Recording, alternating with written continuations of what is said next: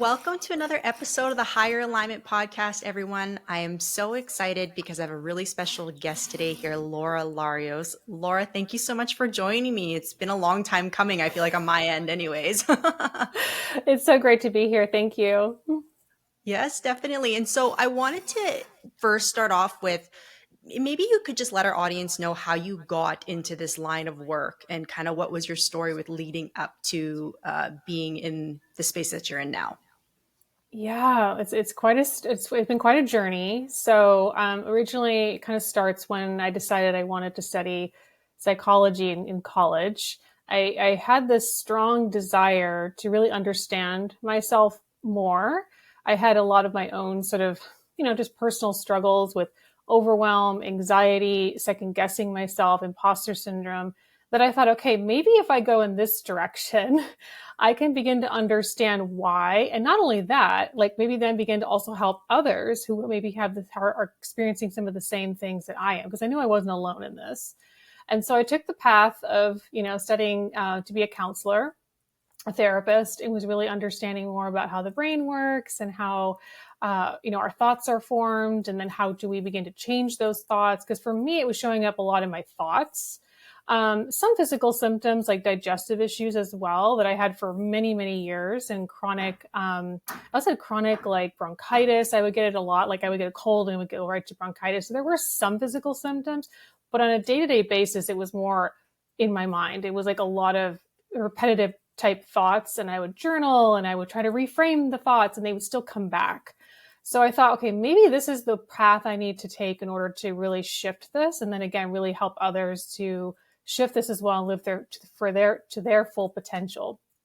So as I was in the progress of getting my degree or my certification as a counselor, I was just finding there was something missing. The particular program I was enrolled in at the time was a cognitive behavioral based therapy, which, is I think what most people are familiar with, which is sort of like talk therapy, where, I'm kind of simplifying it because there's a lot to CBT, but in general, it's a lot of, talking about, what you're experiencing in your life. Maybe your therapist will ask you what's happened in your past, and then they try to get you to reframe or rethink about how this is impacting your life now.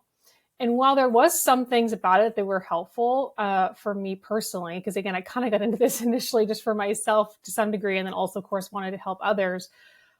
I was like, there's something missing. It felt like a lot of efforting. I was finding that yes, like I would do some of the things they were teaching me in terms of reframing thoughts, um, and yet it would still come back again in a couple of weeks, or I just felt like it wasn't sticking. So I had to take a pause.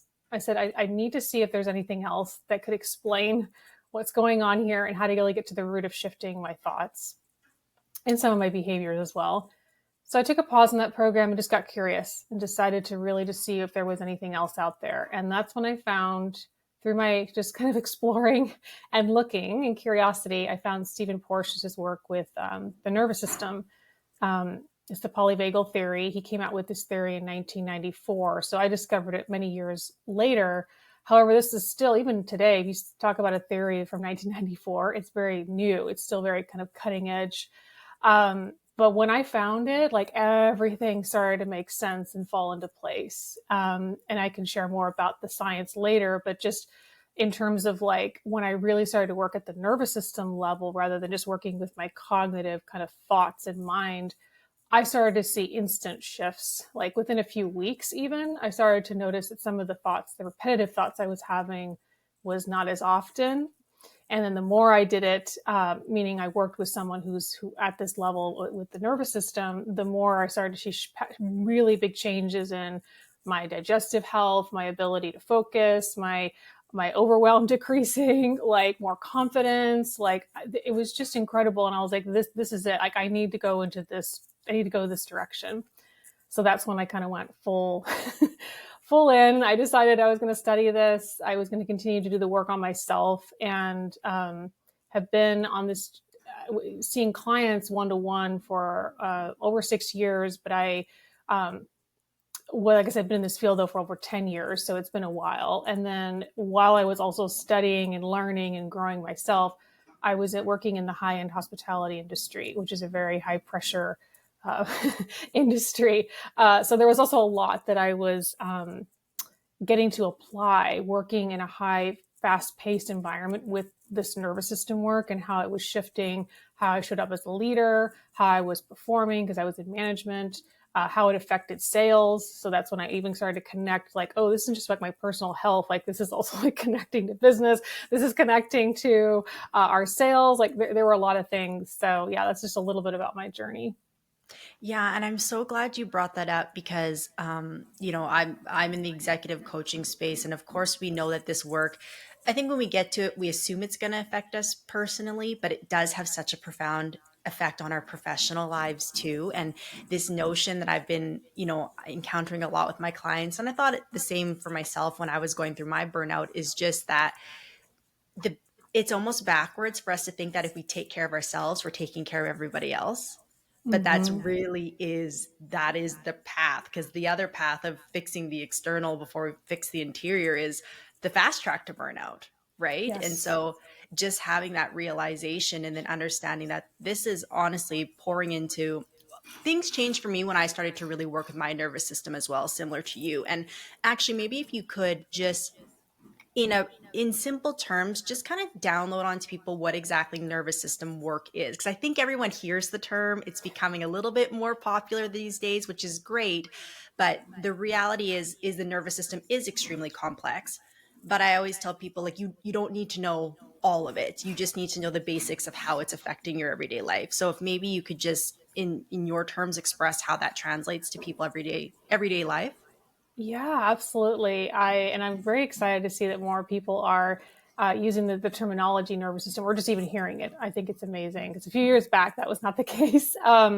So when I'm talking about the nervous system in particular, I'm talking about the autonomic nervous system, which is basically just means automatic. So this is something that is part of your survival response. It is unconscious. So again, it's not something you have to think about, like sort of like your breathing and your digestion.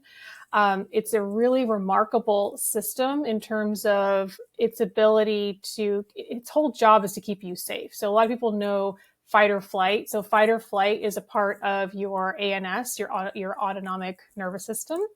And that kicks on, or our fight or flight comes on when the system is detecting that there's a potential threat. And it's a mobilizing part of our system. So fight or flight is we need to move, we need to go, we need to act, we need to do. So, for example, a lot of executives and high performers that I also work with tend to have more sympathetic, dominant type nervous systems. They're in this very highly mobilized state of doing and acting, and everything feels very urgent when we're in fight or flight. And then we have another part of our nervous system, the other branch is the parasympathetic system, which is comprised of, which most people understand as rest and digest. So that's the recovery part of our system. And the parasympathetic also has another little branch to it, which is the shutdown response. A lot of people know rest and digest, but not everybody knows that also the system parasympathetic also has a branch that contains the shutdown response, which is a very, again, primal survival response. This is, if you also want to think of the nervous system in terms of a hierarchy, or a ladder, we have the top of the ladder is that fight or flight, or that, we got to move, we got to act, we got to do. And then if the further down the ladder you go is when you get into shutdowns, is when people really, I guess, would call it burnout. Like, you are just down for the count. Like, you're just like, you have a lot of mental fatigue and foggy thinking. You have no energy anymore. Like, the system is literally just trying to conserve energy. So we're not in action mode anymore. We're just in, like, we got to just like just contain as much energy as possible mode. Yeah, that's great. Thank you for downloading that. Because again, I think a lot of people hear all these terms and are like, "What does that mean?" And and the other thing I want to touch on too, that I think it's important that you mention, is the difference between the almost like the more mindset type work versus nervous system work. And I think we all know what mindset is. Mindset is probably the more predominant self development category that's pushed out there, and it obviously is important, and has merit. But what I find with people, especially most of my clients and probably yours, who have a high IQ, Yes. is they're very comfortable in their brain. Yes. However, the cerebral part is also where all the thoughts are ruminating and the troubles and the challenges. And I have to often encourage them that you need to get out of your mind and into your body. And when I Hmm. talk about nervous system work, that's what I bring it back to. So while they're trying to think out of their problems, I'm like, well, how about if we regulate out of our problems, right? How about if we breathe through it, or go be present in the moment, touch, feel, hear, like get the body activated. And that is often it's well, I mean, it's a new skill set that they're not Yeah. typically comfortable with, because what has got them success, what has made them money, Hmm. has been their intelligent mind, which is great. But it's this aspect of like, we got to throw another tool into the toolkit, right? 100%. And just for those who are resonating with that piece, maybe you're someone who's listening to this right now who's highly cerebral and someone who just like you think a lot. And again, maybe again, like in your career, that's been rewarded a lot to be in your mind. So that makes sense. And so for those listening, I want to bring just a little bit of neuroscience to you to give some context for that part of you that likes to think and rationalize. So with the what we've learned through the polyvagal theory, which is based in neuroscience, is that actually 80% of neural networks flow up from the body to the brain, and only 20% come down from the brain to the body. So it's really the body that's informing the brain. It's a two-way dialogue, but 80%, like that's a very large portion. So when we're only working with the cognitive mind or the thinking part of our brain, which is our prefrontal cortex, we're actually very limited. We're only working with about 20%. And so for those of you who like to be very efficient, it's actually not the most efficient way to get to the resolution of what you want or desire, whether it's in your business or your personal life. And it's going to require a lot more efforting. And I know for a lot of you too, your time and your energy is valuable. So if you really want to, save time and energy, you work through the nervous system, through, like you said, the body. Now, the other piece of this I want to say too is that your state informs your story. So again, also if you want to change your thoughts, we need to change the state of your nervous system. So when I work with my clients, we begin to just map like what are your thoughts, and the types of thoughts you're having will tell you what state your system is in. So again, like I mentioned earlier, when we're in that fight or flight, or let's call it that yellow zone, where we feel like we have to act and do, a lot of the thoughts you're going to notice have a lot of urgency to them. There's a lot of this aspect of I'm going to miss out on something, or I need to get this done right away, or maybe someone's upset with me. All those types of thoughts are more sympathetic, meaning it's more fight or flight. So if you want to change or really rewire those thoughts, we need to change the state of your system. And that's what I do with my clients. We change the state, we change the thoughts. And then the other piece too, I will say from a neuroscience perspective, is that because the prefrontal cortex is where our rational cognitive thinking happens, that when our survival response gets activated, which I think for a lot of your listeners, I'll give an example of, like, let's say you get an email from, someone on your team, someone above you, and there's no context of the email, just like, we need to talk, and you have no idea what this meeting is going to be about. Maybe there's maybe a couple other details, but you really don't know. So immediately your system is going to look at that and say, I have no context for this. It wants to protect you, so it automatically is going to go into kind of a more negative bias. That's just part of how we're wired. So it's going to think something's wrong.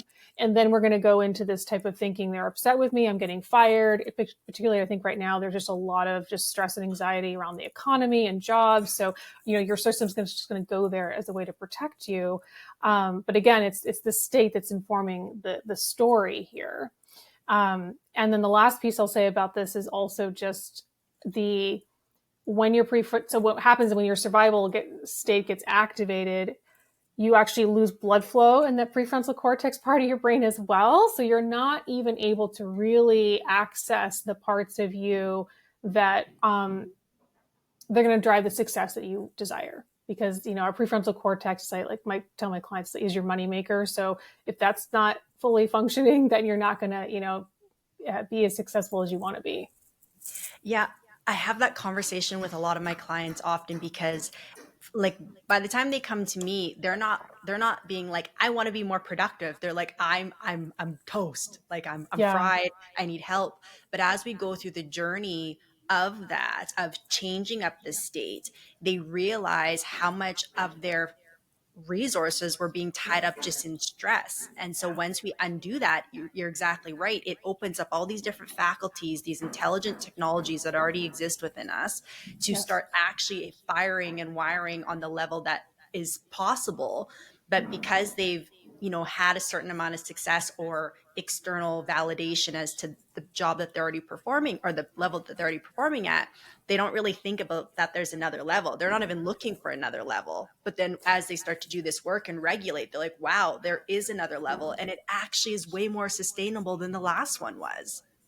Oh, so well said. Exactly. And I've run into that too. I mean, when I first was starting this work, it was a lot of kind of putting out the fires, so to speak. Like, so clients coming to me when they were already, like you said, kind of moving more towards that shutdown, that full burnout state, which is fine. I know for a lot of us, sometimes sometimes have to get there before we kind of, get the wake up, so to speak. And it makes a lot of sense too when we look at, like you were saying too, just like the resourcing, like you're right, like we're not even aware of like what's underneath that because we've been operating in a certain way for so long. That's just the baseline, like that just becomes what we know. And what's exciting about this work, or just being, even just dipping your toe into it for a little bit, you'll begin to see, yeah, just how much potential is available to you, just by working with your nervous system. Yeah, it's really miraculous. Like I know it, I'm sure for both of us, it opened up so much within us, and then it's like you have to tell everyone, like you don't need to suffer. We don't need to Exactly. suffer. Like, there's another way. 100%. Yes, exactly. Yeah, and I actually wanted to ask you about, because I know I've just been following your work for a while, and you often talk about the father wound, which Mm, I think is a really important aspect to all of this because, let's be mm. honest, in that we're obviously two women. I think you work predominantly with women, is that right?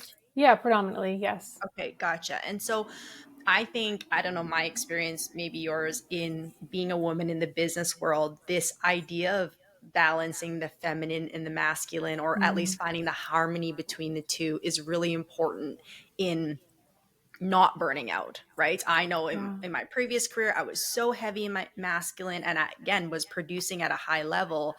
But the internal conflict I was having was not understanding that balance between the two for me. And I've seen you put a lot of great work out about what exactly the father wound and how that affects us in these places. So maybe could you just enlighten us on what that is and how it is playing out in our professional and personal lives? Yeah, I love this topic. It's one of my favorites. Just also because personally, I lived this as well. I had a father wound, and I'll talk more about what that means in a moment. But just carrying that wound definitely led me into environments that were very male dominated environments, and not that that was a bad thing. Like I said, I learned a lot, but at the same time, I also, just looking back now, just realized like how much I was pushing myself and like suppressing certain things about myself, just to kind of fit into those environments, right? So yeah, it's a very personal topic to me. But yes, so father wounds. So when we talk about a father wound, because I know sometimes with my clients who like, I had a great relationship with my father, so sometimes that doesn't always land that specific terminology, and that could be very true. Again, I'm not to say that you as a woman, let's say you resonate with this aspect of being kind of a little more in your masculine, but you say like I had a great relationship with my father. Oftentimes it can be just because dad was most likely just was busy. He was working, like he had to earn a living, right? So it wasn't always you had to have a father that was like abusive in some way, or really critical of you. You could have had a very loving father, but he just wasn't very physically present because he was working a lot, or maybe he came home and he was so tired he didn't have time to look at your school project or hear about your day. And it wasn't because he didn't care, it was just because literally he was just exhausted. And so we get that messaging. There is a little bit of a wound that happens there when we're going to our fathers, because our fathers represent to our nervous systems the external safety. It's our anchor for sort of the outside world, the outside sort of part of us. So these wounds, meaning we feel like some aspect of maybe being abandoned or rejected in some way, even if that's not what our fathers intended, but to our nervous system, that's how the imprint happened. We can get this messaging that if I can provide for myself with a certain level of money or success, it can't be taken from me. Because again, the father represents that stability, that anchoring, that safety in your home and in your environment. So a lot of times with my clients who have father wounds, I will see this kind of subconscious or nervous system pattern or beliefs of, um, I that any type of vulnerability can be seen as kind of a weakness. There's an element of if I don't if I can do it all on my own, then I'm not going to be a burden to anyone else. Because all the other thing is too, if we had a father wound, sometimes we felt like we were a burden to our fathers. Again, a lot of this isn't conscious. This is very subconscious type thinking. So, but again, like if we asked him something and he was annoyed or he was just too tired or whatever, we took that on as I'm a burden. And then it's like our nervous system goes, okay, well, I don't want to feel that again. So what do we got to do to make sure we stay safe and not feel like we're a burden? Well, we got to work and, do all the things and provide for ourselves because dad's either too busy or too tired or too distracted or whatever. Yeah, and how do you see, thank you for that description. I think that's really accurate. And I love that you also like pretensed it with like it doesn't mean you have a bad relationship with your father, because I think often when we hear about the father wound or the mother wound, either or, because they can both exist, it immediately goes to blaming our parents or Yes. judging them or anything like that. But just as you said, it's just the imprint it leaves on the nervous system. So it doesn't Yes. mean it's some overwhelming traumatic experience that Yep. has now left you bruised and battered to an adult. It just means this is, as a child, what you learned Yeah. was the interaction between your mother and father who provide you love and care and connection. And Yes. so we, as a child, we aren't able, we rely on co-regulation, right? Like we're not at a Yes. place where we can have the proper discernment and the proper understanding as to, oh, dad's really just working Yeah. to keep us fed, not where is dad, he's not at my dance recital. Like Yes. we don't Yep. have the ability to decipher that. And of course, as adults, we do. Mm-hmm. um, but we all know that our nervous system starts being programmed as soon as we come into this world. And, Yes. the older we get, it seems to be more of just unlearning some of these survival strategies versus adopting new ones. Yeah, so well said. I love that you said unlearning because that's a lot of this work is actually unlearning. It's the way you might learn some new terminology, you might learn some of the neuroscience when you're working with the nervous system, which can offer a lot of context for your thoughts, your behaviors, your responses. And then this really the bigger piece of this work is the unlearning, like you said, and the imprint, giving your system a new blueprint for safety and connection that maybe at some point got ruptured and we didn't have a way to repair that, and so now we get the opportunity as adults to repair it. And the beautiful thing about our nervous systems is because we are neuroplastic, so we can change, and that's the really beautiful part too of this work. Yeah, definitely. And so with that, when we see kind of this, when the father wound shows up and we're almost like, I would attribute this to being an overachiever. So Yes. now it's like you feel like you have to go out and constantly, like, yes, it's the results are maybe making a high income, making sure you're financially secure Yep. and you have all the things per se. That's kind of the external manifestation of that. Mm-hmm. But it's also this aspect of feeling like you have to constantly prove yourself, Yes. and seeing how that pops up. And I guess I'm curious to ask you, like, how, when someone's experiencing that, what is the system actually saying? Like, what in just like in a very day to day sense, what is happening with them? What are some of the thoughts and sensations someone might be feeling? And how does someone start to correct that? Yeah, so you're right. At the core of the internal aspect of a father wound, at the core of it, so the core wound is I'm not enough. And so, like you were just saying, right? Like, so maybe we try to fix that I'm not enough feeling or subconscious belief through external achievements, right? Through getting awards, maybe when you were in school, getting good grades. Maybe then later on it was um, getting a job and climbing the corporate ladder and keep increasing your success or your titles or the money, the amount of wealth you have, right? And the thing is, though, what's interesting with a lot of my clients is that because we're not addressing the core sort of root cause here, then it never feels like it is enough. No matter how much success you get or how many external achievements or praise, even, you never feel satiated. It never feels like you're there, so to speak. So this is what leads to this consistent feeling of being exhausted. Now, how do I see this manifested? Many, many ways.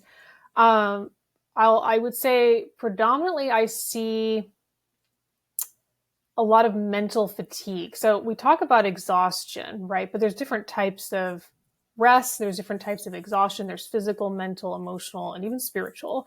And so what I see for a lot of my clients is this a lot of mental exertion and exhaustion, meaning they're thinking all the time. And there's like all these open tabs and they're consistently second guessing themselves. They're going back and forth, back and forth. Almost, again, there's a lot of indecision or overthinking about certain things. Maybe not everything, but there's certain things. And so when we get into this, like, this is another aspect of the nervous system, which I haven't talked about yet, but I see a lot of high performers in, which is freeze. It's a high functioning freeze response. What that just generally means is that it's like hitting the gas and hitting the brake at the same time. So you're hitting the gas, meaning you're in that fight or flight response. I need to act, I need to do, I need to mobilize. But it's also mixed with a bit of shutdown. So meaning you're hitting the brake. So overthinking is that freeze response. Like I need to act, I need to do, but I'm not sure what to do, or maybe we're not quite acting yet. Um, and so when we've been in that state for quite some time, of course, it gets very exhausting, right? We find that we can't really rest, like even on vacations or, we're out of the office supposedly, but we're still thinking about work, or we're feeling guilty for not, doing, for working on certain tasks, or even like with our families too. Like I just see this for a lot of women these days, of course, like this kind of push pull between like being with their kids and then of course working. And there's just a lot of that freeze coming up for them as well. The guilt and the shaming and all that kind of thing that can come up. The other thing I see kind of manifested for high achievers who feel like I'm not enough is, like you said, a consistent kind of need for control. So like there's this aspect of difficulty delegating things, or even times micromanaging things, whether in their home or at the office or both. It's because underneath there's also this feeling of like, if I'm not in charge, then it's not going to be okay. Essentially, it's not going to get done right. And so there's a strong need for control.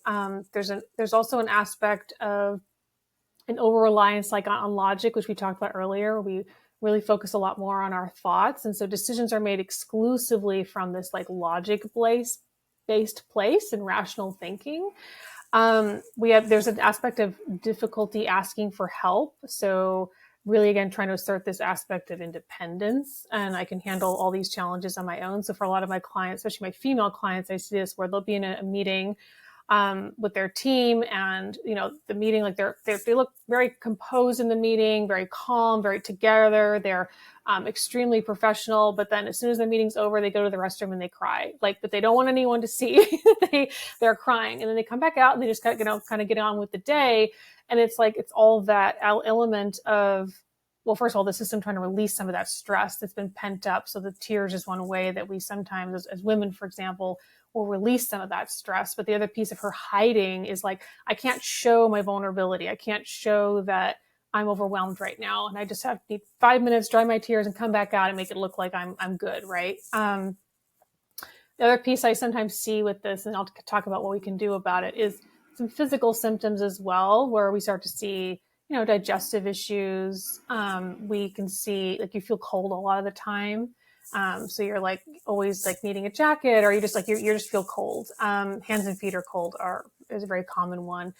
Also yawning excessively, overeating or undereating, meaning you're skipping breakfast, going till noon, just drinking coffee, or maybe you're snacking a lot during the day and you're not really, getting a lot of real sustenance. You're just snacking. Or I also see people kind of going from like not eating all day and then having one huge meal, right? So again, we kind of go to these like extremes, difficulty falling or staying asleep. And then also I see a lot of tightness in the jaw and the shoulders. So there's like teeth grinding, there's shoulder, neck tension, migraines. Again, like migraines can be caused by a lot of different things, not just this, but that's one thing, one pattern I do see. Now, what can we do about it? It's like these are a lot of different signs, these are a lot of different symptoms of this core aspect of I'm not enough, and kind of what drives sometimes a lot of these symptoms. Well, number one is, so when the system is in this kind of highly mobilized state, this is where I see people sometimes, I'll say getting it wrong. They're just like getting information that may not always be the most helpful for them. They think they need to be calm right away. We think if we're highly stressed and we're anxious, I just need to breathe. I just need to close my eyes and do a meditation, and that's good. Well, I'm not saying that's bad or wrong. It's just that when you're in a highly mobilized state, though, what does mobilization mean? It means to move, to act, to do. So you actually need to move your body, not just try to be sit still and just like calm yourself. Because the more you try to suppress that, the more it's just going to keep kind of coming up, so to speak, the more intensity it might get for some people. So I recommend that when you're noticing some of these things for my clients, for example, you're in highly mobilized state, everything feels very urgent, maybe you have racing thoughts, you're like running throughout the day, you're skipping meals, whatever, drinking coffee. It's just seeing like, just even like in between meetings, can I just shake out my hands? Like just literally just shake your hands out for like a minute or 30 seconds. As for as long as you want. I'm doing that right now. I'm just like shaking out my hands. Like you can, I call like this like tree shake. You're just like shaking your hands and arms. You can also press against your desk or press against a wall, engage the muscles because there's actual blood flow that's draining from the brain into your heart, into your lungs because it thinks it wants to run or fight something, right? So we actually want to work with that energy versus trying to, again, kind of calm it down right away. And doing just 1 minute of this, again, doesn't have to be long, you will immediately start to see within roughly 60 seconds or so that some of that intensity of it starts to come down a little bit. You're noticing less of this like feeling of I need to push or act right this second. And then that's the window. Then you have like a little bit of space there. And then from there, that's when you can take a moment to really just check in with yourself. What is it I need right now? Am I hungry? Am I thirsty? Because also maybe you're also depleted in nutrients. Maybe you do need to eat something or drink something. And then, or is it, do I need some connection right now? Do I need to maybe call somebody or again, hear a human voice? Do I need to step outside for 2 minutes and just get some fresh air and sunlight? So again, these small kind of micro things over time, they add up. And then the last piece of this, I would say, this is where the last stage with my clients is where once we get the system less in that highly mobilized state, like it's not quite so activated, we can then start to look at the core aspect here of the I'm not enough. And when we start to do that work, meaning we really kind of work with the subconscious piece of the nervous system, then the nervous system, eventually what happens, we rewire that belief and it stops going to so much highly mobilized fight or flight responses. That was so much incredible information. And I hope anyone who's listening, you jot that down or go back and re listen to it. But, it's, what I'm kind of interpreting from everything you're saying from how it shows up in our behaviors, how it shows up in our body, and even just like you say, like it goes back to this aspect of I don't feel like I'm enough.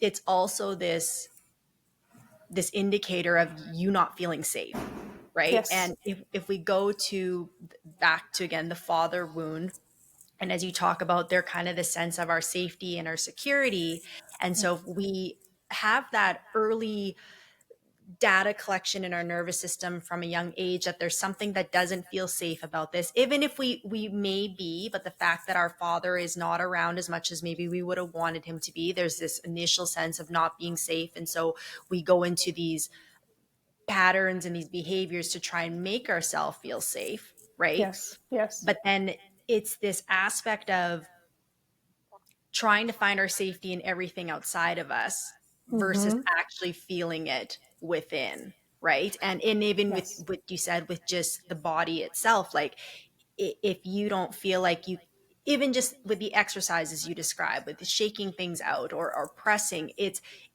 cueing your nervous system to let you know it's safe to be in your body, it's safe to be you are safe in this moment. There's not a bear chasing you, Yes. you're not actually facing a threat. It might be a perceived threat because of, Yes. like you alluded to earlier, the email or having to talk in front of a group of people, or maybe it's an argument with your spouse, or Yep. whatever the case is, right? That's cueing the nervous system to anticipate potential threat. By coming back into the body, and like you said with that 80-20 rule earlier, it's letting you know that you can be safe within you. And what I love about everything that you're saying is, while we adopt these survival strategies as children, and we have to have compassion for the fact that we came up with these plans at 2, 3, 6, 7 years old, as adults, it is now up to us to rewire and to unlearn and to make the shifts if we no longer want to be living under the same patterns. And when we get to a point of realizing that these strategies aren't maybe serving us anymore, and how much they're Yes. depleting us, but it all comes back to being able to feel safe in our bodies. And it sounds trivial, like when you hear that, especially to someone who's this high level executive who's responsible for hundreds of people and generating all this, money for a company and having a family and kids, and you do a lot of really cool shit and amazing shit as an adult, okay? Like you got a great resume, okay? But then for them to take a moment and be like, I don't feel safe in my body, like, no way. There's no way. How could I have pulled all this stuff up if I don't feel safe in my body? And getting people to be vulnerable enough to look at that is Mm-hmm. a really beautiful process as a coach or facilitator. I'm sure you've witnessed that before. But Yes. also, I want to encourage people to look at this work and what we're talking about as an opportunity to unlock something you haven't been before. And I was literally just talking with someone last night about how what got you to point A isn't going to be what gets you to point B, Yes. And I think, I don't know about you, but most of my clients are kind of in that mid 30 plus range where Yep. you've kind of been through the gauntlet a little bit, and you've kind of, you've lived a good decade plus in that space, and you're starting to realize, like, hey, I did it one way, and Mm-hmm. now it's time for something different. And Yes. it's almost like the older you get, the more you're realizing you have to come back to you, because if you don't come back to you and feeling safe within you, then it's this perpetual hamster wheel, right? 100%. Yeah, I love everything you shared as well. It all comes back to being safe, which again doesn't make rational sense at times. We're like, of course I'm safe. I'm in my house, and like there's no danger. But to our nervous system, there are perceived threats, and our system only sees it one or two ways. It's very black and white. It's just you're safe or you're unsafe. That's it. There's really kind of no gray area. And I love what you shared too around interrupting. So, for example, like maybe we have for a while unconsciously there's this blueprint or this pattern within our system of not feeling safe, not feeling safe, not feeling safe. And so these exercises or these things that we can do, like you said, interrupt that pattern to actually signal, no, we are safe right now, right? And I also love what you shared in terms of like, I say this too with a lot of my clients, and it makes sense because we culturally too, we've been taught a lot about coming from the mind, and we haven't. This idea of connecting with the body or working with the body seems very kind of like I said, it's a different language, and it is like speaking a different language. So I also just want to let those of you who are listening to this right now, who are maybe still a little bit like, well, how does that work? Or I am in my body, right? I just want you to know that it's very common.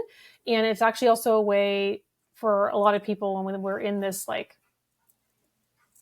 we lived in high stress for a long time. We like to stay in our mind.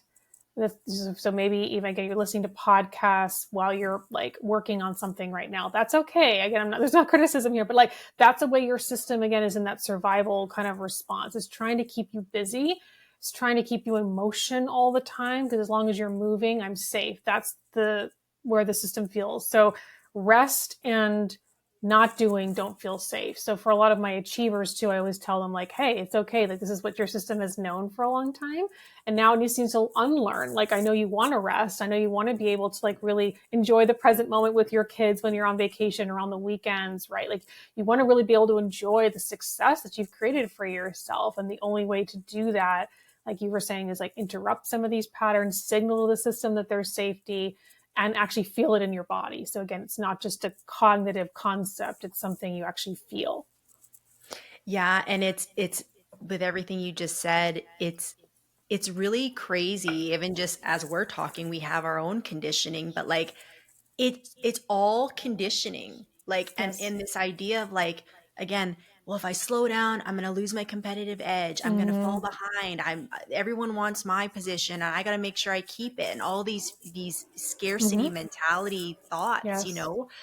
but it is just conditioning of the nervous system. It's been programmed to make you think this is the truth. But the great thing about this is you can unlearn and you can reprogram. And no one believes it till they do it, right? Like it's Yes. like show and prove, right? It's like just trust me, just trust me for a little bit here, right? And but being able to see that and then let down and then just it's like another whole lane of life opens up when you can Oh realize you can yes. really shape that conditioning and programming.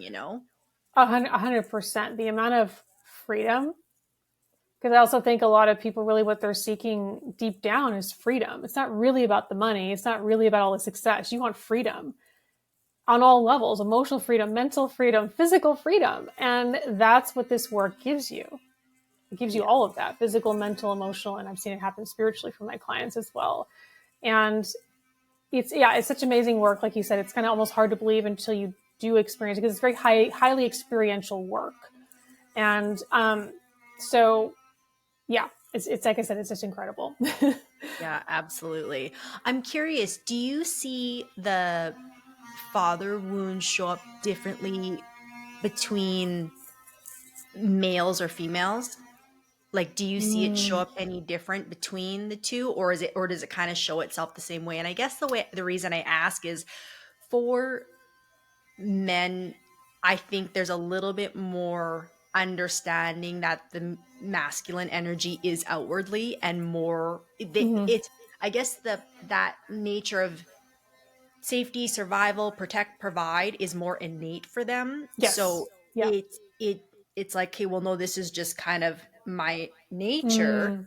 Mm, But mm-hmm. then I think there is an aspect of like, I have some male clients that like whether it's an older brother or a dad, Mm-hmm. it's like never being able to live up to what they've Yes. done. Yes. So I'm curious, in your work, have you seen a difference between how it shows up in men versus women? That's an excellent question. And yes, absolutely. I have seen it show up differently. I think you're right. I think for women, it's like quote unquote a little bit easier to recognize because it's not so much part of our nature, some of these behaviors that we're doing or acting like some of the ones I mentioned earlier. With men, it's a little harder to kind of separate that out because like you said, like some of that like kind of external way of working and being kind of more mentally focused, those are masculine qualities. And so that makes a lot of sense. So with men, how I see it play out, well, the first thing that's kind of coming to mind right now when I think about some of my male clients that I've had is similar with some women too, but it's like again this feeling of no matter how much success they get, they're never satisfied, and they take that sometimes as like that's motivating, right? Like I'm getting to the next goal. But when I ask them, well, how long can you stay with that feeling, or how long can you sit with that achievement, that amount of money you made, or that next level of success in your career? I mean, some of them like 5 minutes have told me, like some never. Like I just no, I'm just on to the next thing.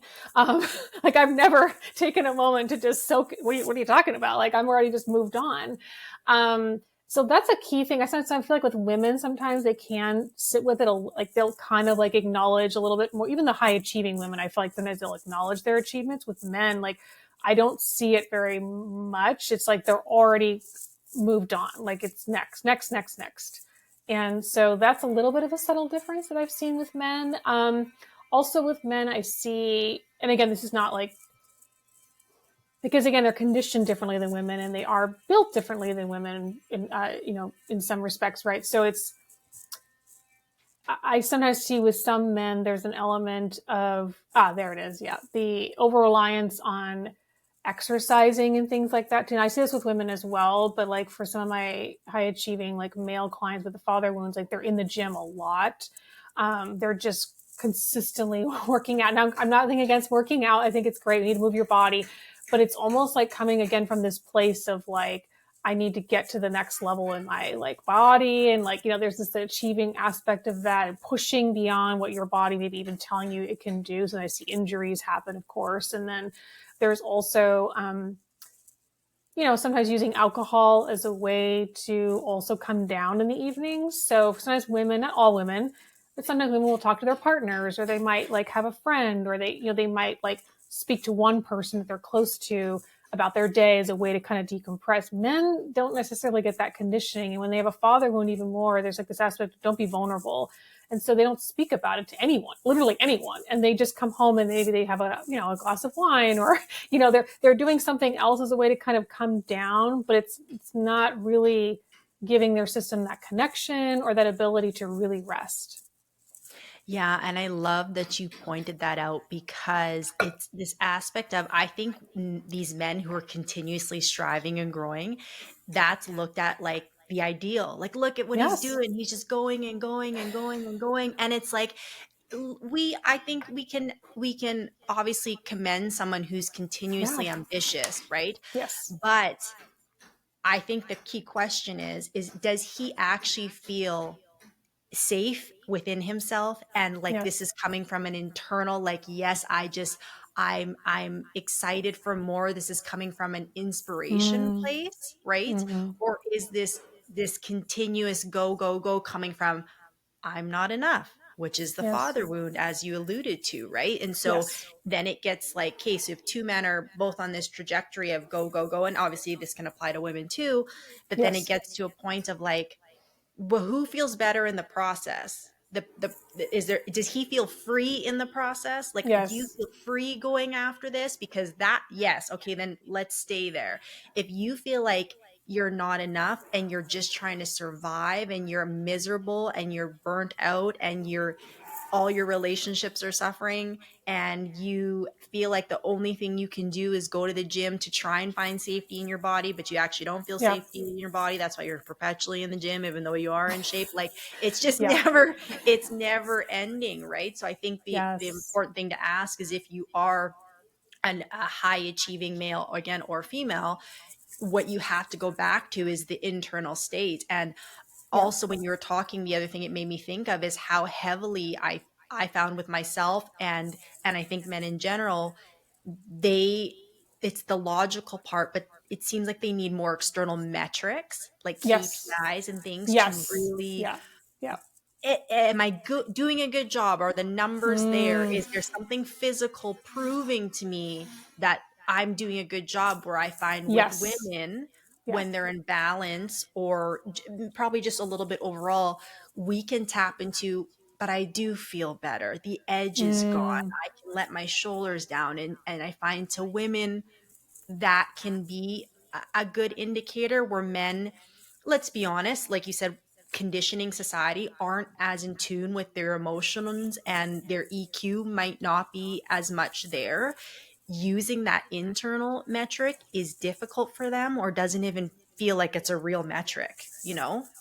100%. I love that you brought that up. Yes, because it's funny because I do have a lot of, and this is becoming more popular now these days anyway. But like bio data, so using Aura rings or Whoop or things like that to track your HRV, which is your heart rate variability, which is connected actually to your nervous system. So one way to sort of track, so to speak, how your system is doing in regards to recovering from stress. So we do need a certain amount of stress, but when we have too much stress, that's when it can become a problem for ourselves in terms of our long-term sustainable health and mental health, emotional health, and career success as well, longevity.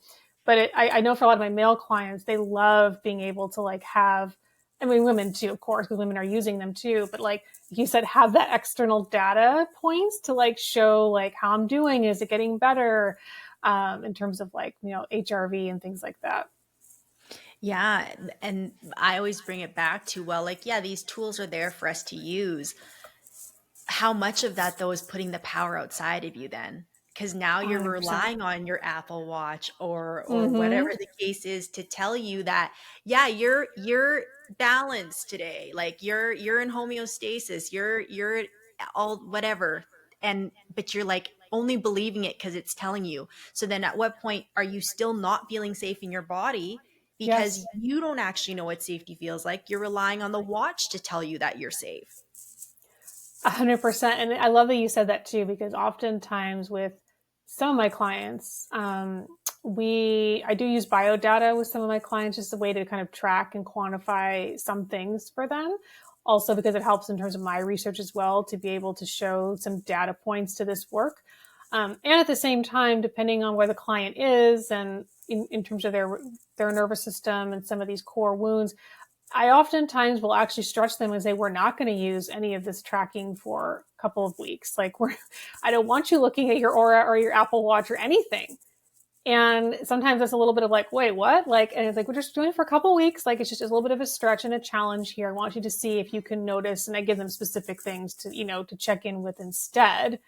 Um, and to build more of that muscle, like you said, it's actually the technical term for it is it's called interoception. So your internal ability to assess like hunger cues, for example, your body temperature, thirst cues, going to the restroom, like those are all part of your interoception. But so is things like our emotional responses as well, and just knowing what are we feeling, what are we experiencing right now in this moment. So there's the physical body component of it, but there's also the emotional component. And then the other piece I will say as well that you said that was really good, which is just kind of taking it back, like you said, like what's the internal voice that's driving you? So this is what I often will ask my clients when they're looking at like the next achievement or the next goal. I want to understand what is the tone and the emotion and or the what is that inner voice saying? How are they driving you towards that next achievement? Is it like is it an encouraging voice, like one that's very open and curious and just seems like it's experiencing a lot of joy and wants to have some fun?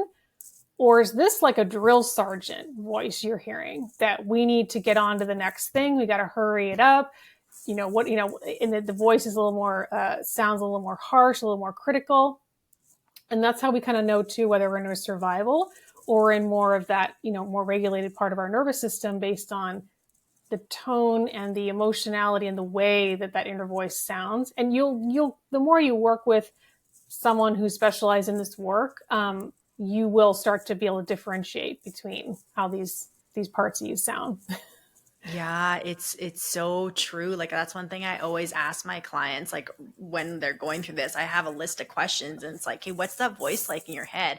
And like, oh, it's fine. I'm like, is it though? Like, what are the words being used? Like, is it fine just because you're used to it? Or is it like with Right. like one exercise I take them through is I ask them all these questions and I'm like, hey, now how you answer those about your own voice, your own time with yourself, all this, apply this to like a new boyfriend or girlfriend. I'm like, if they talk to you that Mm, same way, they'd be like, oh, I'm like, okay, so now we know what the truth is. You know what I mean? Because if you wouldn't yes. talk to your spouse or your children that way, then Yes. it's because it's normal for you to talk that way doesn't mean it's the healthiest, right? Oh, I love that you take your clients through that exercise. I think that's it's brilliant actually, because it's like really great way for them to have like a picture of like, oh wow, no, that's actually a really harsh sounding voice in terms of either the tone or, like I said, the types of words that I'm speaking to myself. And so, yeah, I love that. And that is oftentimes, like I said, especially for my male clients, I would say I definitely see what they call like a drill sergeant kind of voice that comes in when it comes to like their achievements or going on to the next thing. And there's also just an element too of like always kind of critiquing, like it still wasn't quite good enough. Like they will have this really great, I don't know, presentation or something, and then they come out at the end of it and they're still like taking it apart, like, well, it could have been better here or there. And this, again, we can all improve. Again, we're not saying we can't do that kind of self-reflection, but it's almost like coming from this place of I'm not good enough. It's not good enough. And they're kind of tearing themselves down a little bit. And then that just kind of perpetuates, like you said, this feeling of I'm not safe. So, yeah. Yeah. And again, I think I want to acknowledge for anyone who's listening to this or going through this, like this is vulnerable work. You know what I mean? Like Yes. me and Yeah. Laura are sitting here talking about it because we're in it every day and we're seeing people Yeah. who are actively working this. So this is our norm, but this is vulnerable work. Yes. And if you're even listening to this right now, it shows that being curious about yourself. You Yes. want to learn more. You're open to exploring a different perspective, to rewiring and unlearning and all these things. And I guess, Laura, one of these last questions I want to ask you is just like, someone who is at this point of realizing, like, I can't keep doing what I'm doing right now, but I'm maybe scared to kind of look down this path. And like, I guess just how common is it for people? I mean, we are Yeah. obviously seeing people deal with all the time, but just what words could you add to someone that's just like starting to tiptoe into what this all means and what this stuff is, and like how they can even just, whether they're ready to work with a coach like me Yeah. or you, or just where Mhm. can they basically start to just learn about themselves in this aspect? Yeah. So I wanted to say it's very, very common. Like, if you said it's vulnerable work. And I also tell my clients that you're doing this work, you're in the driver's seat of it. Okay. So whenever I'm working with clients, it's never, I'm going to take you to a place that your system isn't ready to go or doesn't want to go there yet. It's at your own pace and your own depth, right? So you have control over that.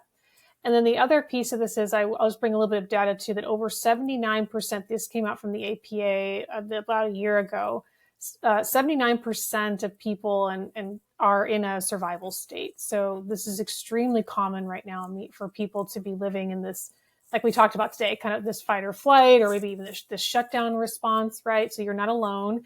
And then the other piece of this, like you said, in terms of, I think when you're first starting out, is first of all, you're here, you're listening to this podcast. Like you said, you're curious. I love that.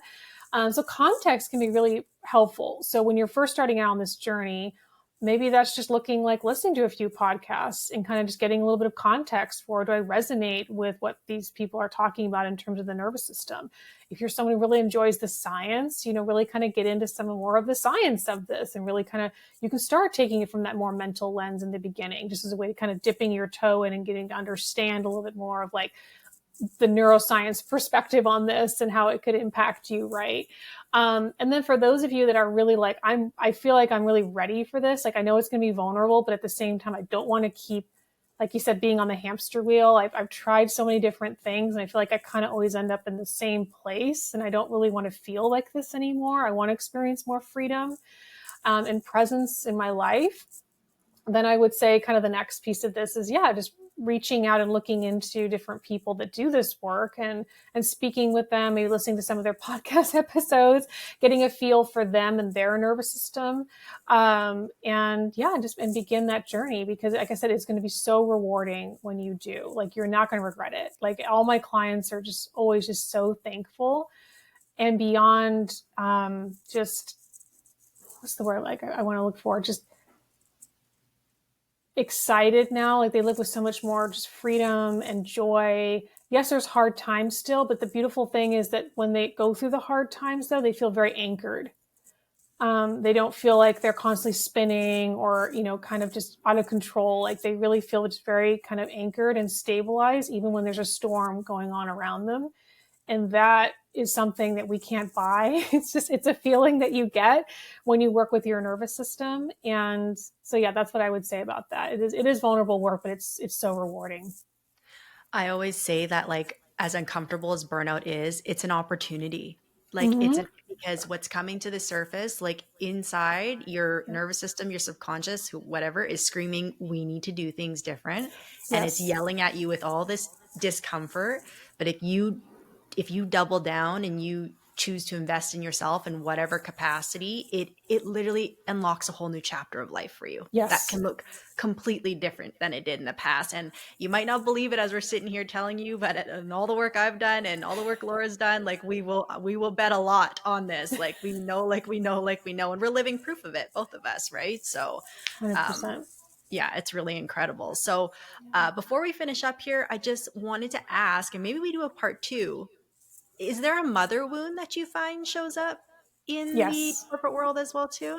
Oh, Okay. 100%. Well, one thing I'll just share about that is that, so the father wound tends to be the external aspect of us. When we talk about the mother wound, we're talking about internal aspects of ourselves. How we care for ourselves is our mother wound.